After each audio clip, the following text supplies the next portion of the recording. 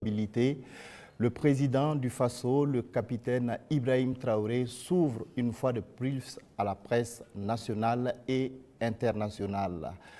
Ce soir, nous allons donc avoir l'opportunité d'interviewer le chef de l'État sur sa vision, les trajectoires de la révolution progressiste populaire, les actions posées au quotidien pour la souveraineté, la liberté et le développement du Burkina Faso. Bonsoir, Monsieur le Président. Bonsoir. Merci de nous faire l'honneur de nous recevoir ici au Palais de Koulouba à Ouagadougou donc pour cette grande interview. Alors, chers téléspectateurs, le format de cet entretien est particulier. Au total, 10 journalistes vont se succéder par vague de 2 pour poser leurs questions au chef de l'État. 5 domaines sont concernés par les échanges.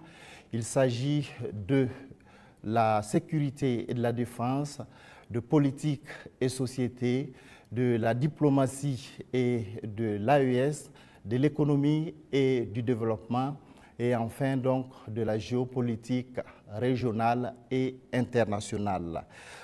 Chaque pool donc, de journalistes aura entre 15 et 20 minutes pour échanger avec le chef de l'État.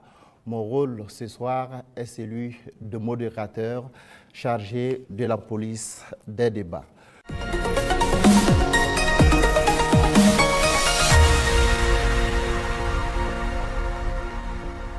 Monsieur le Président, avec votre permission, nous recevons donc le premier groupe de journalistes.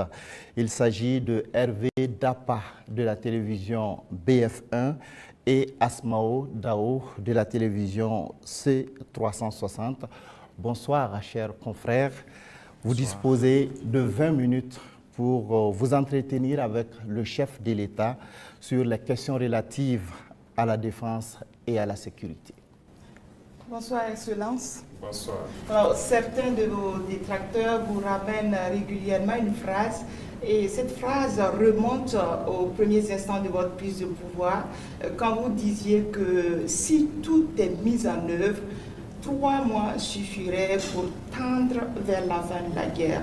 Et ces détracteurs disent aujourd'hui que 3 ans plus tard, la guerre n'est pas totalement terminée. Monsieur le Président, ce soir, que leur répondez-vous? D'accord, merci beaucoup. Et merci à tous d'être venus pour cette interview. C'est vrai, c'est ce que nous aurons souhaité, mais les choses n'ont pas été comme on le pense. Et je dis si tout est mis en œuvre.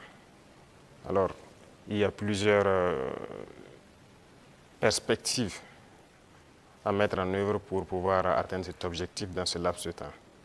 Mais tout n'a pas été mis en œuvre comme on le souhaitait. Primo, l'adversité. Alors, dès que nous sommes arrivés au pouvoir, nous aurons espéré qu'on nous laisse travailler très rapidement et pouvoir avancer. Malheureusement, certaines personnes nous ont approchés et ont voulu que nous allions dans leur sens parce que leur objectif n'était pas que la guerre finisse de sitôt. Je veux parler de certaines forces étrangères qui étaient présentes sur notre sol.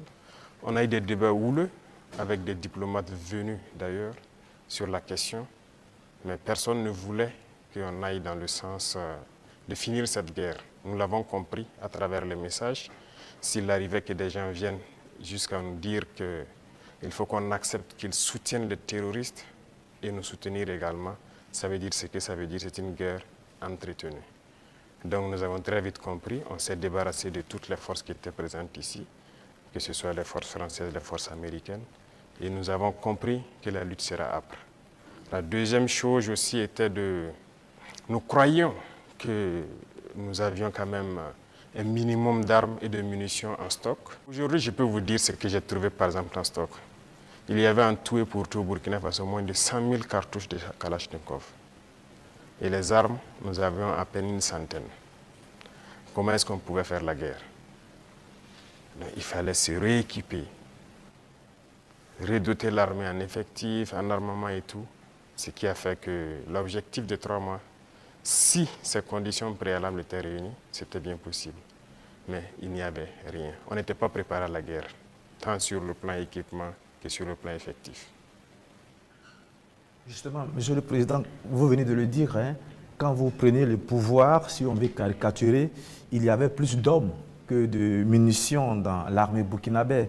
Et aujourd'hui, où en est-on avec le programme d'armement de cette armée-là? Et puis, quels sont les signes qu'elle est en train progressivement de monter en puissance? Très bien, je l'ai dit, je ne peux pas dépeindre toute la situation qu'il y avait, c'était catastrophique. Et comme je l'ai dit, vous pourrez enquêter. Il y a peut-être même dans cette salle des militaires qui étaient sur le front, sans armes. Ça existait dans notre armée. Donc ce sont des situations, on croyait que c'était juste, je ne dirais pas de la mauvaise foi, mais une situation incompréhensible.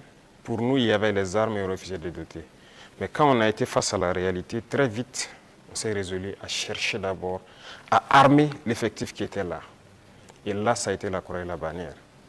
Parce que beaucoup de puissances ont refusé de nous vendre les armes. Et donc, on s'est tourné vers ceux qui avaient envie de nous vendre les armes. Très vite, on s'est équipé. On a recruté les VDP, on a pu payer tout ce qu'on voulait. Le processus, nous avons fait un plan d'équipement pour une montée en puissance. Et comme vous le constatez depuis maintenant 2 ans, les équipements commencent à rentrer. C'est toujours pas fini. Et ça continue de venir. Peut-être que dans quelques jours, vous verrez encore de nouveaux équipements qui seront présentés, qui sont principalement des équipements d'appui. Parce que d'abord, l'infanterie, il fallait l'équiper pour que chaque homme puisse avoir une arme en dotation. Ça, c'était un gros défi. Nous y sommes. On continue de recruter, comme vous le constatez. Chaque année, c'est entre 10 000 et 15 000 hommes qu'on recrute. Ça, c'est un effort considérable. Parce que, quoi qu'on dise, l'adversité est là. Et le volume de terroristes augmente. Parce que les impérialistes recrutent beaucoup de mercenaires qui viennent au Burkina Faso pour combattre. Donc, il faut qu'on s'adapte à la situation. Et maintenant, nous avons notre 3e phase, qui n'est plus d'acheter, mais de fabriquer nous-mêmes. Et nous sommes aussi là-dedans.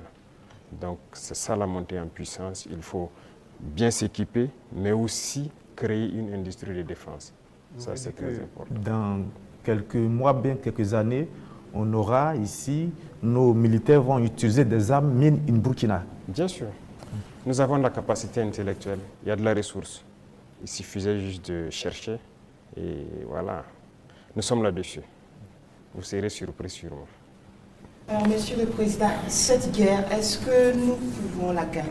Est-ce que nous allons la gagner? Nous ne pouvons que la gagner. Qu'est-ce qu'on ferait? Soyez sûrs, nous n'irons nulle part et nous allons gagner cette guerre. Je vous ai dit que la menace mue beaucoup, mais nous nous adaptons.